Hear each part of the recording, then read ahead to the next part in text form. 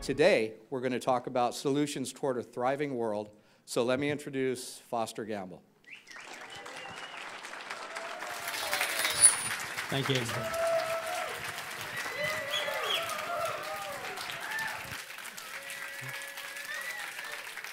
Thank you. Thank you.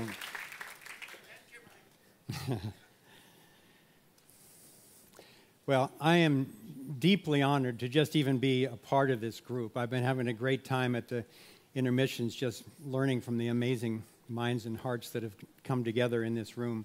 And to have the opportunity right now to share with you some of the thoughts which are most important to me is really a privilege, for which I want to thank Jordan Pease, an amazing visionary who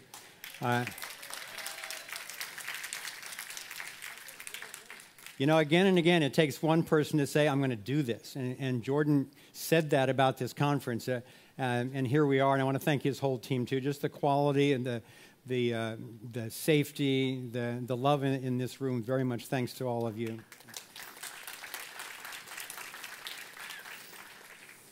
And I'm also especially appreciative of each of you who've carved out the time, put down the money, taken the risks to come here for 2 days. To participate, not just to watch a bunch of talking heads and buy some books and something like that, because that isn't what this conference is.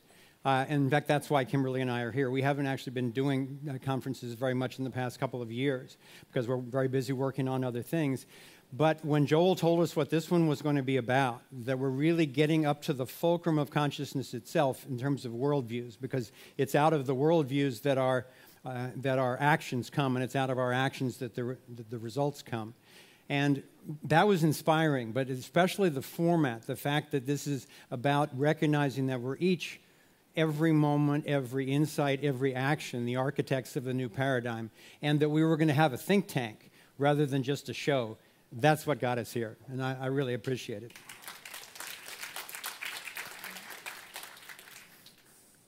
So the subtitle of my talk is Principles, Strategies, and Tactics for the most crucial moment, most critical moment in human history. Now, that may sound like a little hyperbole, but probably not to this group. And what I mean by that is human beings have only recently acquired the dubious ability to destroy life on our planet in a matter of moments. So we've been able to get away as a species with a lot of really destructive behavior for millennia. And we can't do that anymore. We actually need to figure this thing out if we're going to make it as a species. And in order to do that, we need to be clear on the elements of the paradigm that could actually lead to a thriving world for everyone. And that's what this whole gathering is about. Now, most movements have strategies and they've got tactics. And I've been an activist all my life, and I'm here to attest that most of them don't have clear principles. I was a consultant to the Occupy movement in several different ways, and they had hundreds of issues, like the Thrive movement does, that they were working on, and it really splintered the efforts because there weren't common principles around which they could cohere the activities. And I really want to explore that today. So I want to recognize that you've been sitting for a long time, and I really appreciate your listening. And we're almost there. You'll get something to eat soon. I'm grateful for your listening, and we're going to go a little longer, and we're going to go a little deeper. And we're going to build on top of what all these amazing speakers have done so far. And what I'd like to do with this talk is I'd like to explore 3 things. The first is I want to give you a glimpse of exciting solutions. You know, Kimberly and I are willing and experienced with looking at the gnarly bad news that is going on the planet. You know that if you've seen the movie. How many people have seen the movie? Oh, thank you. Wow. Yeah, we're happy to report that the film is still being seen by close to 1 million people a month in 27 languages around the world. And we don't market it, but so it's people like you being willing to trust the information and the perspective and share it with your friends that's really making all that possible. So I want to start with a glimpse of exciting solutions, because that's what most of our emphasis is on now. Then I want to talk about what's in the way of some of those solutions coming out. And finally, I want to share the key elements that I see that could get us out of this lethal mess. So, let's start right off with the solutions.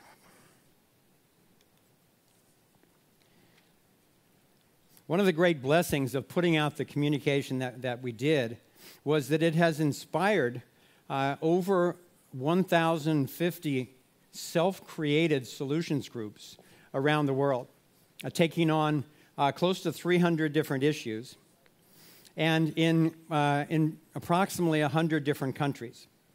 Now, if you want to find out more about that, you can go to the Solutions Hub section of our website, and you can search by country, you can search by issue, you can search by sector, and find out who around the world is doing what you're working on. That's the reason we created the Solutions Hub when we saw all this activity going on, so that groups don't have to all be recreating the same wheel.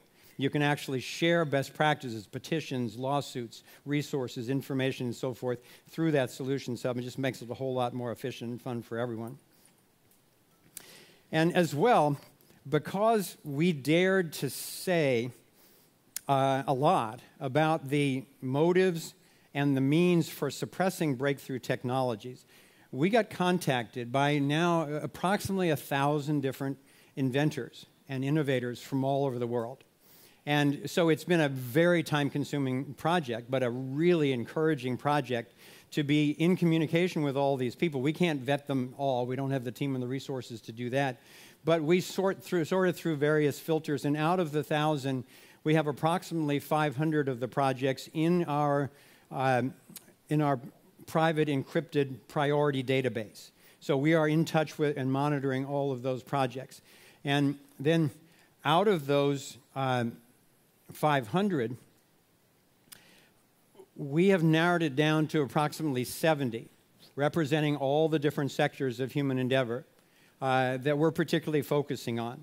And we've inadvertently turned into sort of a cosmic dating service where we're hooking up these brilliant innovators in all these different sectors with investors and philanthropists who are waking up to what's really going on, and in many cases have tremendous wealth, and no matter how much they have been frustrated with not being able to really transform the world for their grandchildren. And so people have been contacting us from both sides, and we're in the process of putting those together. So I want to share a few examples. This is my favorite thing to talk about. And for security reasons, it will be without divulging the actual names and locations of most of these projects. And this will be just the tip of the iceberg. It'll give you a sense of it. In the energy area, Joel talked brilliantly with his overview, and we've been probably a third of our projects are new energy projects. It's astounding all the brilliance that is emerging. So we've been looking at self-charging motors. With one technology, very inexpensive, runs on a few watts. It has to do with geometry, of course, and if you get the configuration right, it will boil water in 8 seconds.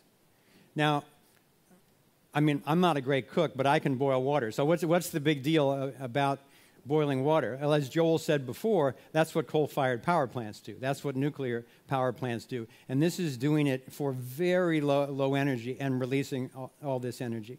So we've seen radiant energy battery chargers. Radiant energy really was what Tesla was working on. We've seen over-unity motor generators coming out of various countries around the world.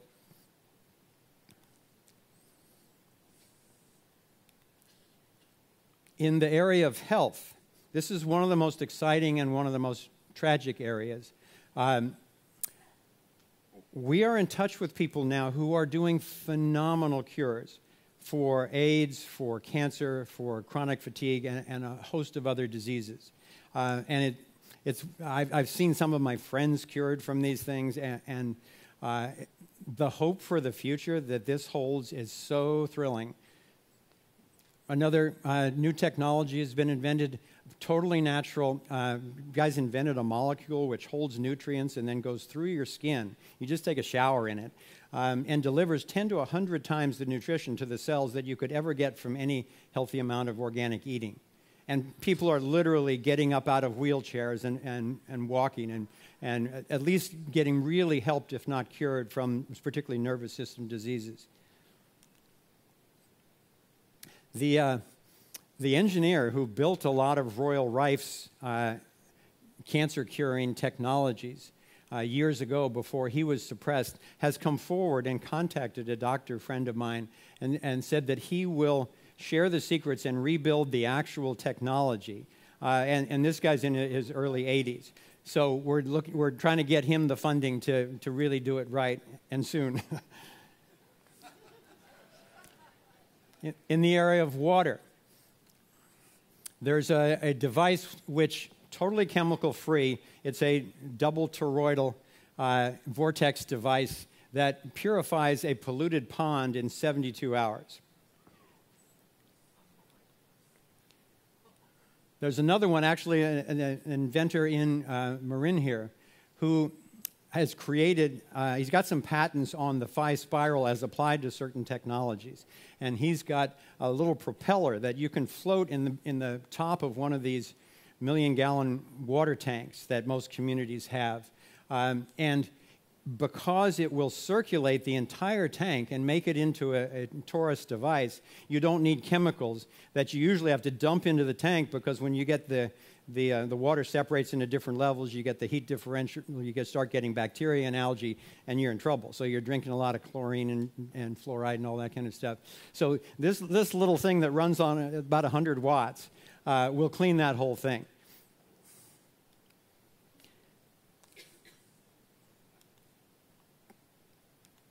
In the area of food, we're working with wonderful organic polyculture and permaculture projects, several eco-communities that are combining things like aquaponics with new energy and alternative currencies all into one community. They're like model communities for what a thriving world would look like. And then we're working with a number of different groups, including the group in Hawaii, who's just been so successful, at least at their last stage, in stopping the GMOs on Maui.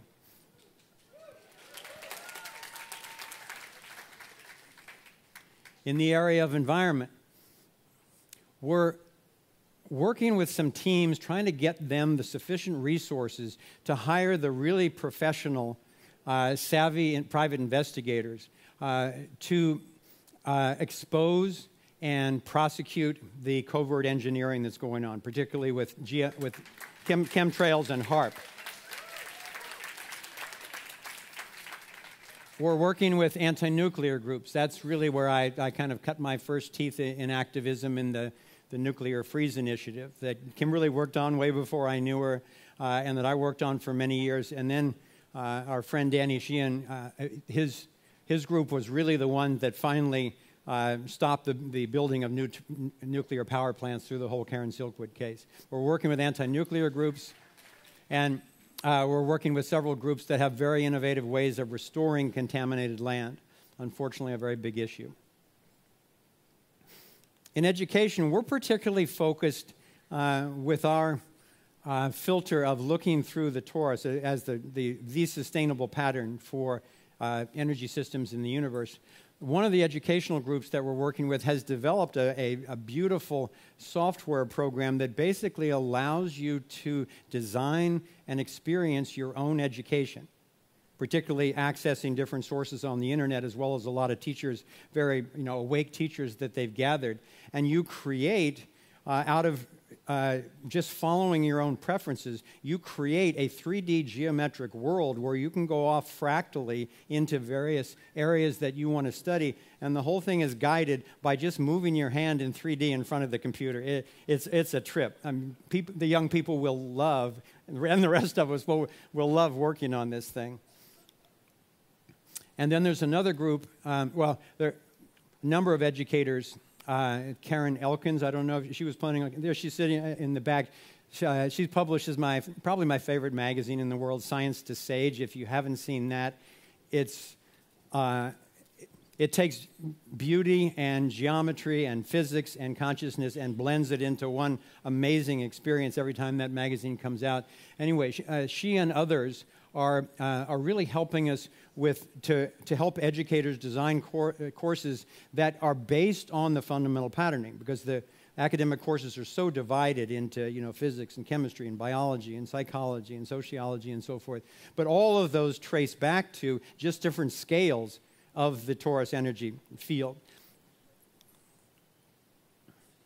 There's another group that has a torus-based software for collecting the best solutions and dispersing them from around the world. Injustice. One of the ones that means the most to me and to Kimberly is exposing and stopping child trafficking. And once again, Danny's group, the Romero Institute, is doing this Lakota People's Law Project. Find out more about that from him, but they're literally saving thousands of kids who are being basically kidnapped and subjected to drug testing and then sex trafficking and so forth. It's just hideous. So he's one of the ones who's taking that on. Also, my favorite private investigator, Monique Lasson, is here, and she's another one of my heroes working in that area. Peaceful parenting. Over 80% of the parents, reportedly, in the United States are still spanking their children and calling it, righteous discipline. That is child abuse. If you did that to an adult, you would be arrested and put in jail. And so people are waking up to this. My favorite philosopher, Stefan Molyneux, has been doing shows on this for years on the internet. I'll talk more about him a little bit later. But by his estimates, their podcasts alone have transformed that behavior in over 250,000 families. Stopped doing that and learned ways of communicating, listening, negotiating with their children to actually do peaceful parenting. Because he believes, and I think it's true, that the root of the problem of the destructiveness that we've got going on in this world right now is abuse during childhood years. So we're getting to the root of it. And then another group that's been doing fantastic work for 25 years, but really is ready to go to the whole next level globally in resolving race, gender, power, and class issues. So I could go on with that, and I would love to, but we don't have the time to do that. So I want to pose the question, what do you think is the common denominator of all of these solutions?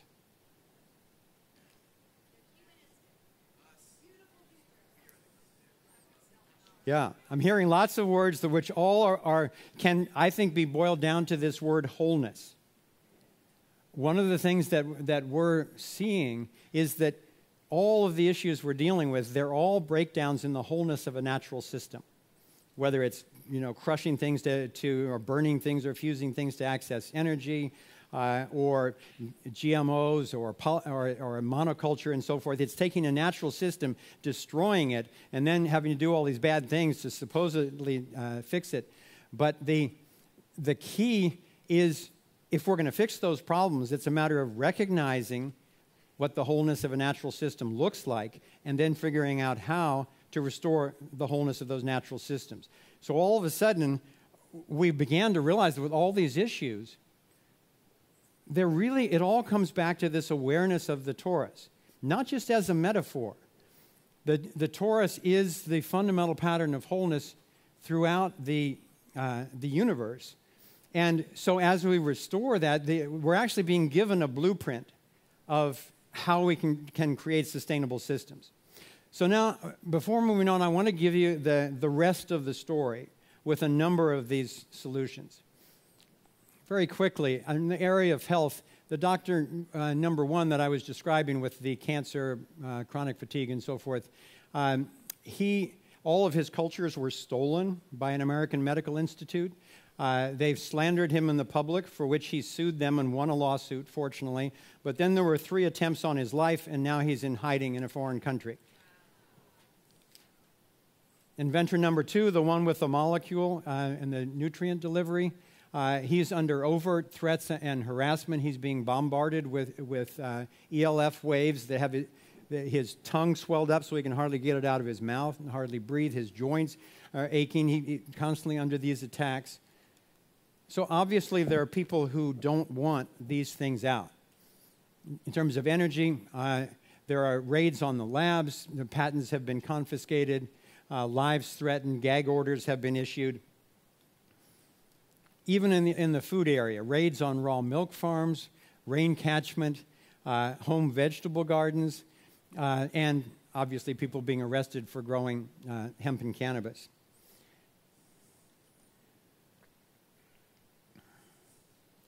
So how can we not have the new paradigm just be the next regime change, the next tyrannical new world order? How can we assure that these game-changing innovations actually come out safely? So we need to build a little more groundwork before answering that question. So people in this room have probably seen this quote 1,000 times, but it's kind of like I love you. It may sound trite because it's so true. You know, it's so important. So in the context of the new paradigm, these problems that the Thrive movement is taking on, we realize they cannot be solved with the old paradigm thinking, by definition. So we really need to understand what a new paradigm is. So those who know me know that I usually carry a dictionary around, and if I'm going to be in a think tank, the first thing we need to do is define our terms so we know actually what we're talking about. So, of course, I looked up paradigm for this conference. The dictionary says it's a cognitive framework or set of beliefs shared by members of any discipline or group. And it comes from the Latin and Greek roots, you know, at the end of the 1400s. And I was kind of mind blown to see that what the roots actually mean is to show the pattern. I was excited about that. Because those of you who have seen Thrive know I've been fairly obsessed with this particular, what I think is the fundamental energy pattern of the universe since I was a teenager.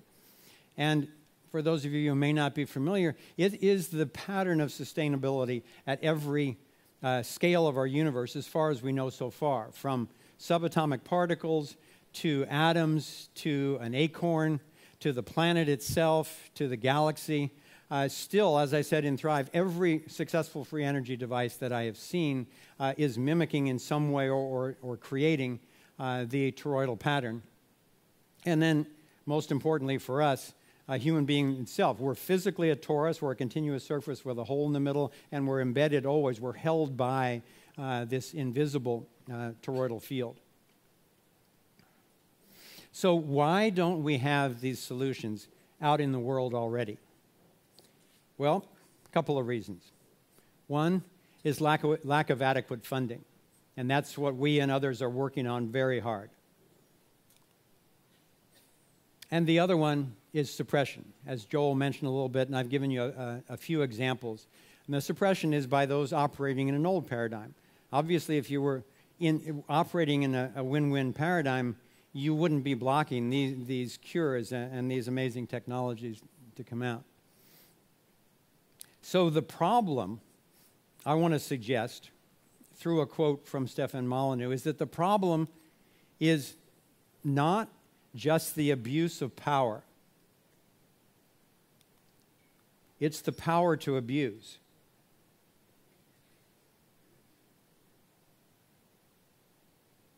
We'll talk a little bit more about Molyneux later, but really let that one settle in, because our culture trains us to go only as far as, well, if we only get the right and enlightened leaders in there and so forth, things are going to work out. You know, if we get the Democrats, that'll work. Oh, no, if we get the Republicans, that'll work. Oh, the Libertarians, that'll work. Well, guess what? It's not working. So maybe we're missing this part about giving anyone the power to abuse.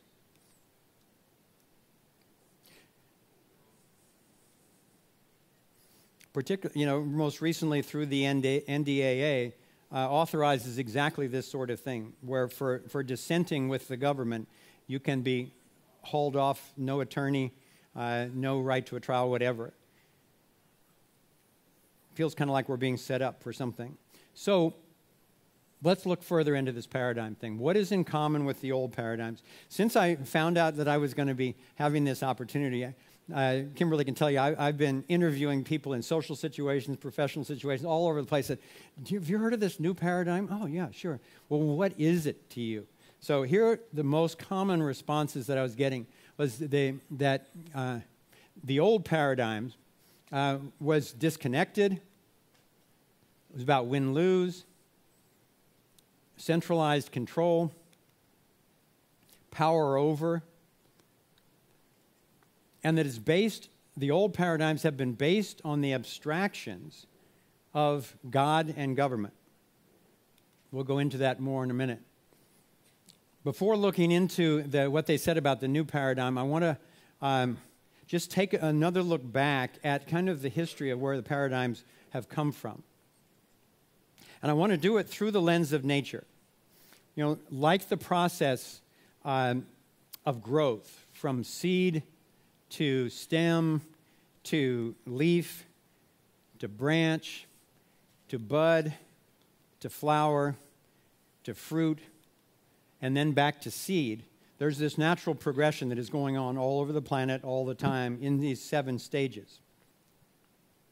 There's an order in nature, and there's a natural pattern to the progression through developments in consciousness as well. So let's take a look at the correlation of this with some of the other scholars on worldview.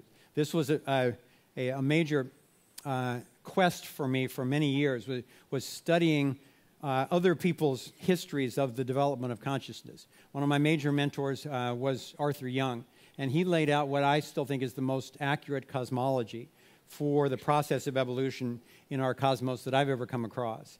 And he laid it out he observed nature in these 7 stages, going from subatomic particles, from pure potential to subatomic particles to atoms combining into molecules. That's the contraction of nature into the material world, and then expanding out, this turn on the other side of the octave, where it moves, molecules arrange themselves into plants, which have this new power to grow.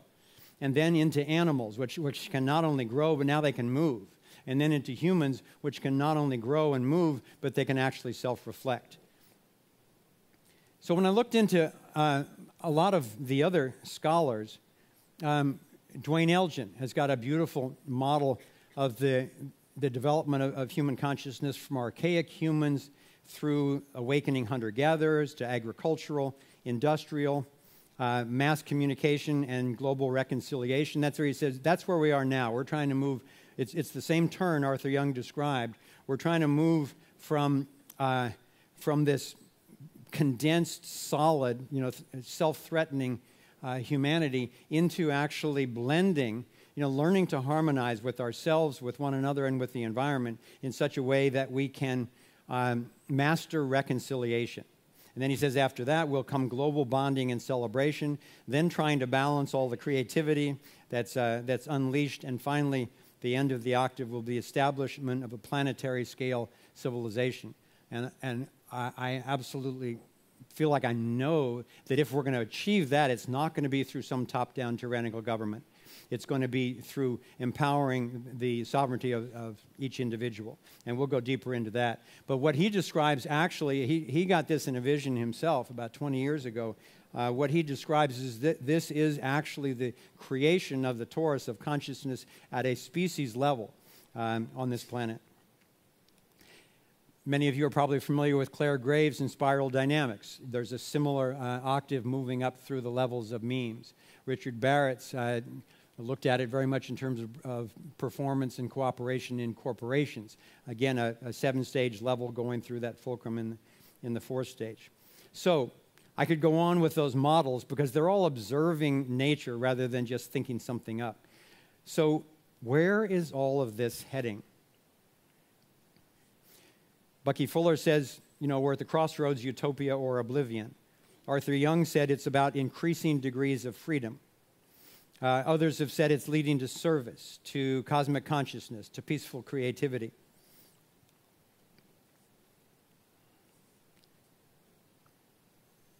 Another guy who we're celebrating on Monday, Martin Luther King Day, said the arc of the moral universe is long, but it bends toward justice.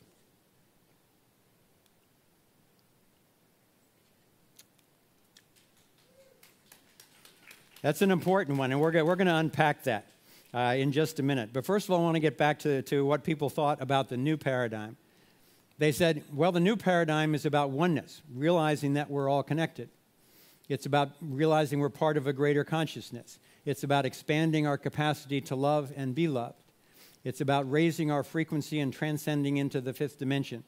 I'm not exactly sure what that means, but I'm sure a lot of you in this room do. But I'm hearing that a lot. And then it's about win-win solutions and relations. It's about mastering collaboration, empowering one another to fulfill our purpose, and using our interconnectedness for good.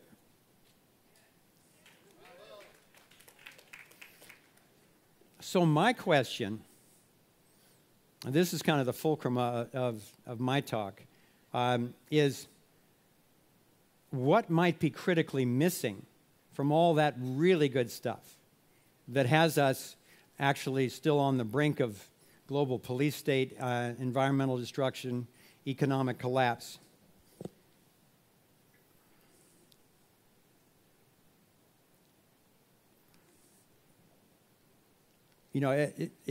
Are you ready to take the red pill?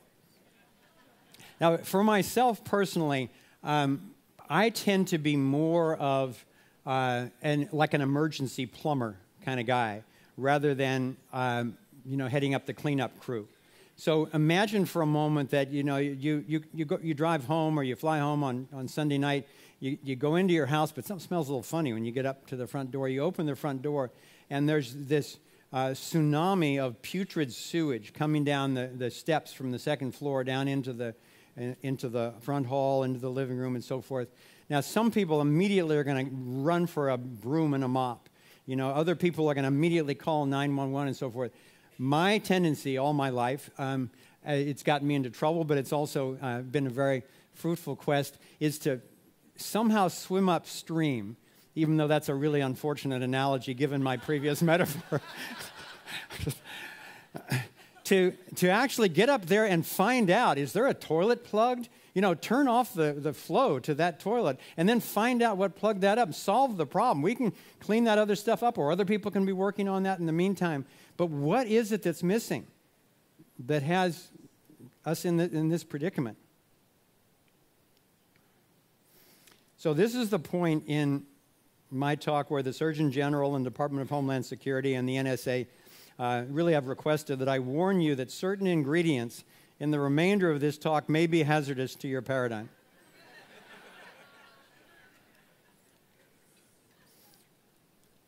So I want to kind of ease into this one a little bit. You've probably heard of figure ground, this kind of optical illusion thing. When you look at this, what do you see first? Somebody? Yeah, somebody sees with a saxophone. Now, look at the saxophone player, but then can you also see the woman's face? Okay, it takes a little bit of a shift of consciousness. Okay, now that you're good at it. So, if you're only seeing two old white guys talking to each other, which could be a metaphor for government, then you're probably missing the Holy Grail, which is the space around all of that. And that's what I want to explore. And this is not easy stuff. It's going to sound really simple, but it took me 3 months of arguing with the person who introduced me to what I'm going to be sharing with you now before I finally realized that he was making a lot more sense than I was in my arguments. I felt like I was an ethical quicksand, and he kept having answers for all my arguments. Well, and then to add to the humbling nature of this whole thing, it was my son. And he had just spent 3 years of intensive research trying to figure out how the world really worked. He was in his mid-20s at the time. And he came to me and said, Dad, you know, we got to talk. This is my son, Trevor, and he ended up being our primary script consultant, our content consultant for Thrive.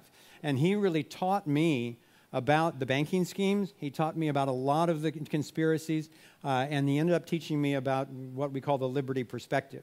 So listen to your children. Even if you've been here longer, they've been doing other stuff. And since he introduced me to this, it obviously affected Thrive tremendously. And I've been studying this liberty perspective literally hours a day for the last 10 years. So it's not something that necessarily just clicks for you right away. Even if the notion does, it's taken me 10 years of study to feel, real confidence in terms of what the implications and applications are, and we're going to be going into that. So, what is it? What's this thing that might be missing? Well, the Dalai Lama points at it. He says, we're at the dawn of an age in which many people feel that extreme political concepts should cease to dominate human affairs. We should use this opportunity to replace them with universal human spiritual values so that these values become the fiber of the global family that is emerging. And I would go so far as to suggest that politics themselves, the very notion of politics, are the extreme concepts that have us in this problem. Winston Churchill, he said, democracy is the worst form of government except for all those other forms that have been tried. Now, of course, that's become a justification for democracy, which indeed was the shining light on the hill for the world. But if it comes with the assumption that we're done, remember Martin Luther King said, it bends toward justice. But I suggest we're not there yet. Thoreau said there are 1,000 hacking at the branches of evil to one who's striking at the root. So what's the root? Well, I'm going to get really, really simple on this one because it just helps me to go back to the simplest things I can grasp. So, in elementary school and at home, we try to teach our kids, most of us try to teach our kids, don't lie, don't hit, even if I'm spanking you, don't hit, and don't take other people's stuff. Well, that's kind of obvious. We can all agree to that, except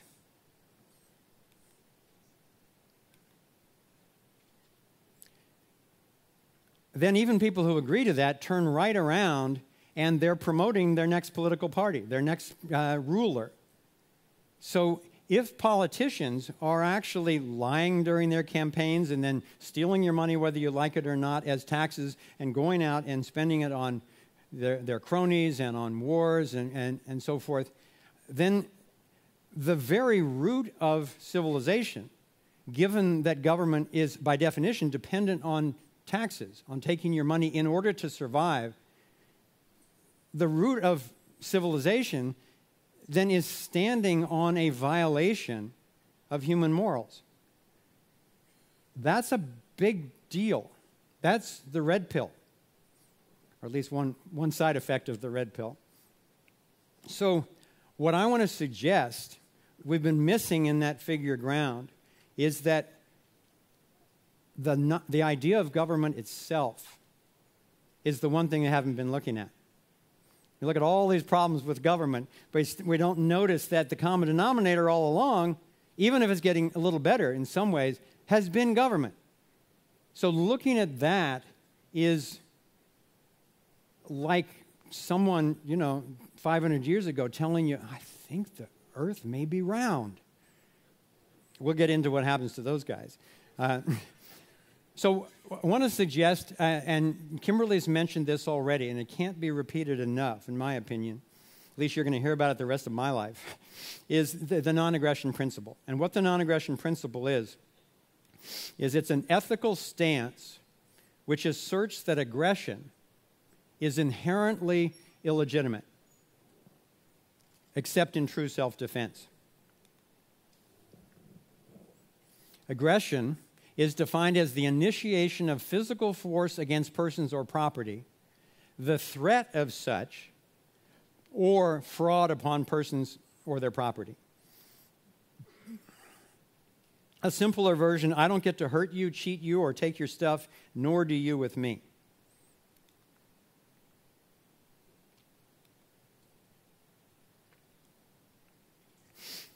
Now, I don't know how many people remember from Thrive, this was actually the punchline of the whole movie. I've run into a lot of people who think we put that in later on or something like that. I mean, there was a lot of stuff in that movie. But this was what everything was leading toward, where we said, in a thriving society, no one is allowed to violate anyone else except in self-defense. This is the only thing we've found that everyone agrees on. Realize how hard it is to find something that everyone agrees on? Now, I've got to admit, I have had chilling conversations with high-level leaders in the government, in the military, in corporations, in banks, and including in the New Age movement, who say, yeah, I don't want to be violated, but given the state of the world and given how ignorant people are and so forth, I do actually think that I should have the right to tell people what they shouldn't be able to do. And try out that conversation sometime. It can get a little testy, so don't do it at weddings and birthday parties and stuff. So, if this principle of non-aggression is so important, what's a principle? I want to suggest that, well, the dictionary suggests that the principle is an accepted or professed rule of action or conduct, like in a person of good moral principles. And then a second definition is a fundamental, primary, or general law or truth from which others are derived, like the principles of modern physics. So you really have an ethical definition and a scientific definition. And one of the beautiful things for me is those two are starting to come together.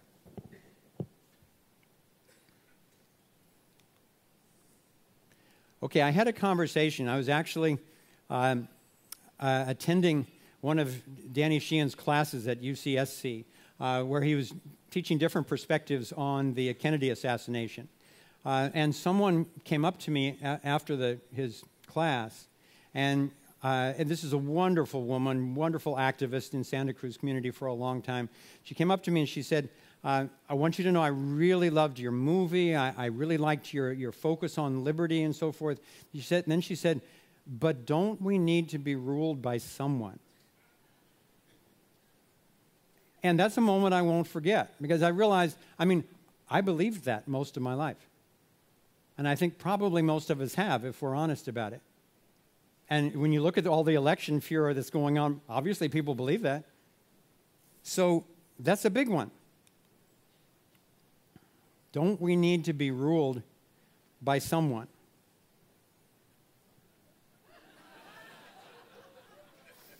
And your favorite's probably on there. So, Gandhi he wrote a book called Hind Swaraj, all about self-governance. He says it's Swaraj when we learn to rule ourselves. So, here's my next question for you. Does your new paradigm contain any justifications for violence or coercion? This is kind of the dark night of our political soul here. And this is what I went through in front of my son, arguing for my particular party or policy or whatever, other than true self-defense. So let me share with you some of the most common. Kimberly and I are actually writing a book on this now, so we'll break this out in great detail when that's done. But these are some of the most common responses that I've gotten when people were honest about answering this question. They said, well, yeah, it does have violations, but only like in the name of the good of the group. For the good of the group, which is really the slogan of collectivism, where the group is more important than the individual. And I don't say this in a demeaning way. I really understand that point of view, and it's a means a lot of people think to achieving certain values about taking care of people and so forth. And I share those values, and I honor them completely. It's just that if you look at the history of collectivism, it's millions and millions of deaths within national boundaries, 200 million deaths and more in the 20th century alone by collectivist governments. That wasn't including war. So in collectivism, you end up with socialism and communism, rather than, if you actually have voluntary collaboration, you end up with a community. A community is when people voluntarily choose to come together and collaborate. That's not what communism is. Really important distinction, even though the words are close. The second one was, well, some people think we have to have centralized control. We need to consolidate power over, for various reasons. We need to be able to control the markets, as if the natural voluntary interactions of people were something that a few people should be controlling, or just any more than the environment. Another one is that my opinion of what's fair, it's only fair that we, take from these people and give to those people or whatever, because look at this situation. My opinion of what's fair is more important than other people's rights to be free. And finally, taxes are the price we pay for living in a civilized country. It's the social contract. I don't remember signing that contract. And in a contract, you actually are agreeing to something. And that's often followed by, love it or leave it. Like, you should give up your property and your home and your family or whatever if you don't agree with my opinion of the way it should be. So actually, involuntary taxes, a kindergartner would know this. If you took half of their candy, they'd be pissed. And they would know something's wrong here. So actually, and I challenge anyone on this, and we can go into this in the workshop tomorrow, involuntary taxes are theft, plain and simple.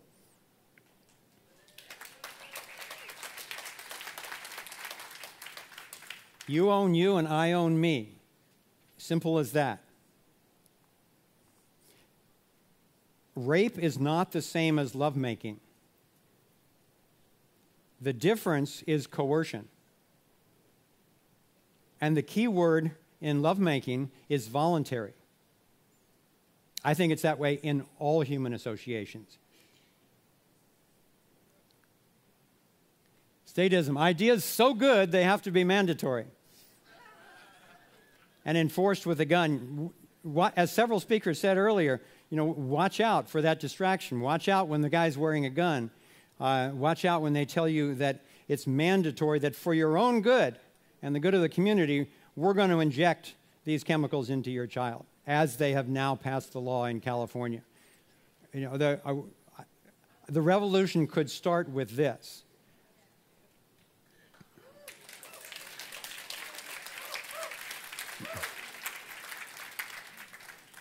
So, here's a challenging thing that I hope will stick with you. Once you have heard the moral argument, which is just what I've been presenting a version of, that it's not okay for you to violate anyone else for any excuse except self-defense. Once you have heard that, if you let it in, if you can integrate the logic, the reason, the common sense, the sheer morality of that, once you let the moral argument in, then you have moral responsibility. And this comes back to what Kimberly was talking about no matter how passionate your intent is, are you fulfilling it with conflicted behavior? Like thinking, well, your party should be able to have the power. You don't want this one or that one telling you what to do, but as long as the people who agree with you are in power, and therefore they'll help you get your way, then that's okay. Coercive authority is a lot like slavery. Well, it is slavery.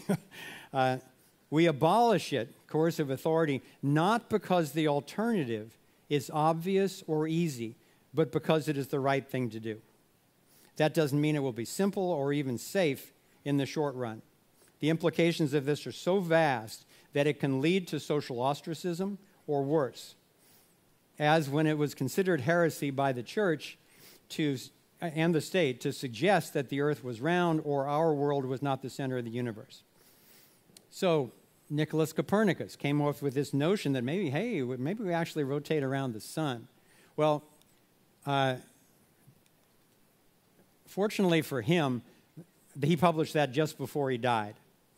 Giordano Bruno, on the other hand, who was a big advocate of that theory, born a little later,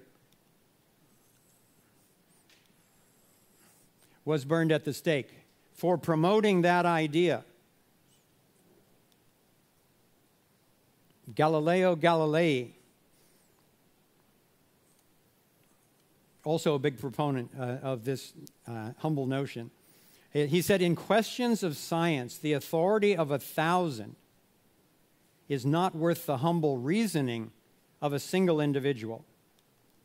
And he was forced to recant his work and spent the last decade of his life under house arrest. So this worldview thing is a really, really big deal. So where does it come from? Well, a real simplistic version is it used to come mostly from religion. But problem is, different religions had their different ideas of God, and politicians would use the religions to inflict their points of view and so forth. So then along came the state and took over even more power, and those two concepts have been the greatest source of human suffering and destruction in history. And then there was a breakthrough. Science. Science actually started to come up with some objective means of determining wisdom, of determining truth. So where does science come from? Well, Greece was a big contributor. Socrates came up with a profound method of questioning. Well, he was rewarded with being poisoned with hemlock. And then Aristotle came along and developed a whole system of logic, which is really the underpinnings of the scientific method today. So the quest for truth through scientific inquiry leads to philosophy, and philosophy applied to daily life becomes ethics. But where do ethics come from? Well, ethics used to come from religion. Commandments. But the different religions had different commandments. Whose God are we going to rely on? Or do we have to take the word of some, old scripture that supposedly came from someone different from us? Then the state comes along. But whose state? Whose opinion? Science, I believe, has the possibility of actually leading to an ethics that we can use. What if you could apply the scientific method to ethics? And back to Stefan Molyneux. He made this statement. He said, the greatest fight in the history of the world and the world of ideas is the fight to establish a universal morality. Think about that for a minute. Because we have been trained since childhood, particularly in our generation, that morality is relative. Well, there's no absolute truth, and we should each be able to look into our hearts and our intuition and do whatever. Well, I'm sure that's what Hitler thought he was doing. And Mao and Pol Pot and the rest of them, they all had their justification. So what in the world would a universal morality be? Well, I want to tell you, this is not just some wacky idea. First of all, I don't have time, but I've got 3 slides, single space, of the history of this idea of non-aggression going back to BC. But this guy, Molyneux, he's a young Canadian, and he has created the largest and most active philosophy show in history on the internet. He's been doing it for 10 years, and now that he's just recently passed more than 4 million downloads a month of his podcasts.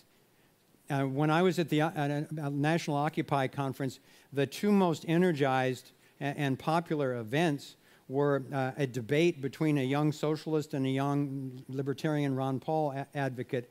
And you could see the compassion from each one of them, that, one of them was really going for liberty and honesty, and the other one was really going for taking care of people. And it was intense, like, which one of these is going to win out? And then I did a workshop on these principles where people finally got a sense of, oh, there may be a way to actually reconcile all of that. We'll be going into that a lot in the workshop tomorrow. He's written a book called Universally Preferable Behavior. Somebody asked me in a public event recently, what do you think is the most important book in history? And for me, as you might guess, it's not the Bible, it's not the Quran. it's this book, Universally Preferable Behavior, because for the first time, the subtitle is A Rational Proof of Secular Ethics. In other words, he's created actually a scientifically based logical structure that shows the requirements of ethics as universally applicable. And all of a sudden, when that's true, people can't get away with these relative things that benefit them but not women and not blacks and not people from other religions and all that kind of stuff anymore. So that's available for free from his website, freedomainradio.com. Here's a list of Liberty authors that it's just a short list, but many of them have meant a lot to me, and including my son, who out of his work wrote a book called The Secrets to Nonviolent Prosperity, The Principles of Liberty. And I got to tell this story real quick because he was living in Ashland, Oregon at the time, and a lot of the awareness that he got that he later shared with me that went into Thrive, he derived from the free lending library called the Rogue Valley Metaphysical Library, which was created by our own Jordan Pease. So Jordan informing him, informed me, informed Thrive, which informed probably 50 million people around the world already, and that comes full circle back to this conference. Okay, so how do we actually get, I'm almost done here. I've reached my max time. Let me just wrap up here. How do we get from where we are now to a free world where people are not only free but also more secure, more prosperous?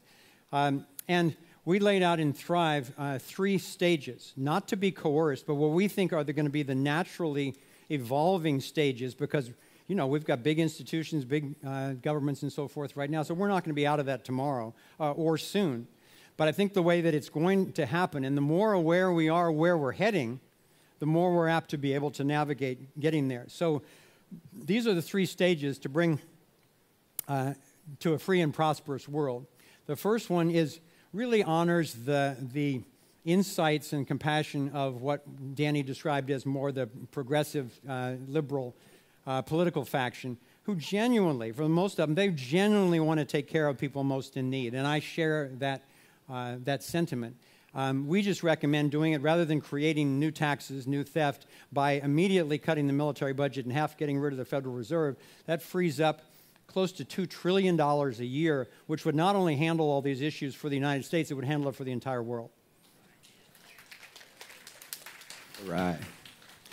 And that stage 1 is bringing as much reform as possible to our current systems while we're shrinking government. And this is more the libertarian or minarchist, the minimal government, where government is only there to protect individual rights and to protect whatever is deemed to be the commons. And this is based on sound currency, no foreign wars of aggression, and so forth. And then I believe as that's shrinking down, genuinely, people will be so much wealthier, so much more prosperous. They will feel so much more secure. I've done some calculations, some with Catherine Austin Fitts, with Bill Still, with Hazel Henderson, and other economists in my network. And their estimates were, with a combination of free energy and a true free market, moving in this direction, that the average family and individual would have 6 to 10 times the income and assets that you do right now. So imagine that. Just multiply your bank account and your income by, let's just say, 8. And then picture how that would change your life. And then you go out on the street, everybody's experiencing that. All of a sudden, you're in a world where people aren't having to take from each other. People are starting businesses and creating new jobs and so forth. It's almost hard to imagine. So people ask me, well, it seems very utopian. You know, could that ever work? Well, whenever we get a glimpse of this throughout history, it's been shown to work. In northern England, in the Industrial Revolution, way more prosperous and secure than southern England, where they weren't allowing the same kind of entrepreneurship. In America in the 1800s. In Sweden and Denmark, which are held up as the model for social democracy right now, they were way more free and prosperous in the early 20th century than they are now. I've got a number of articles if you're interested in actually following the economics on that. Shanghai before World War II Hong Kong in the early 20th century. But you don't just look at nation states. That's going to be a limited view anyway, because by definition, they've got some state intervention. Look at what happened with the freedom in Silicon Valley. Look at the prosperity and the raising of everybody's quality of life that happened there. Look at eBay with voluntary exchange and feedback on when people aren't being honest. And same thing with Craigslist.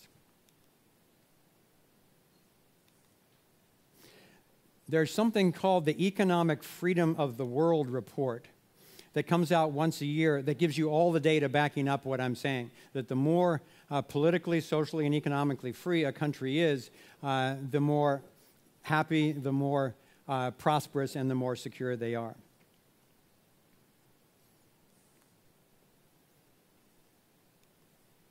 So, this is just a glimpse of the workshop. I'm wrapping up this talk, and those of you who are interested in joining us tomorrow, we're going to go into how do we actually go about manifesting the new paradigm in our daily lives. We're going to look at the question, what are the compass and tools by which we can alter the moral course of humanity on Spaceship Earth and create ways of living where everyone has the opportunity to thrive? This will be very practical, step-by-step things that we have found works in your personal life, in your projects, and so forth. I want to divide it ideally into two sections tomorrow. In the first one, we're going to be really looking at the tools. It's going to be interactive with you, identifying your purpose, your level of engagement that you're interested in, your sector of interest, your issue of choice, and then we'll be describing some of the most powerful tools that have been effective in other activist movements in our network. And then the second one will be an exploration of the principle of non-aggression and a stateless society. How could it actually work? I'm not going to go into this now, but it has a lot to do with a dynamic triad of dispute resolution organizations, independent security companies, and private insurance groups. The three of them balance out in a way that is miraculous. And I'm not talking about Blackwater or AIG. They would be out of business immediately in a true free world where they weren't protected by the state. We're going to explore by what authority do the would-be controllers claim to rule us. Okay. And in closing, I want to say I believe the first principles which can guide us out of our lethal mess on this exquisite planet are the scientific principle of the torus, the fundamental natural blueprint of sustainable systems throughout the universe, and the non-aggression principle, which is the application of the torus in the fundamental ethic for thriving human relations. I believe that this needed new paradigm is calling to us in the same way that the oak tree calls to the acorn. It's already in us. And it's calling us to align with the flow of the torus in our bodies and in our emotions and in our minds, in our spirits, and in our relations to one another and to our environment. And it's calling us to express ourselves in the moral integrity that is alignment with the non-aggression principle. And then to take that into economics, into agriculture, into media, into leadership, self-defense, justice, and more. And finally, I just want to appreciate you and thank you for your incredibly full day of listening. And the rest of this weekend, I want to hear from you. I'm really grateful to you for your coming, for your opening your heart and opening your mind, and for your courageous, for every courageous moment of your process of architecting the new paradigm. I am convinced that we already have what it takes to thrive. We can do this. We will do this. Thank you very much. Thank you.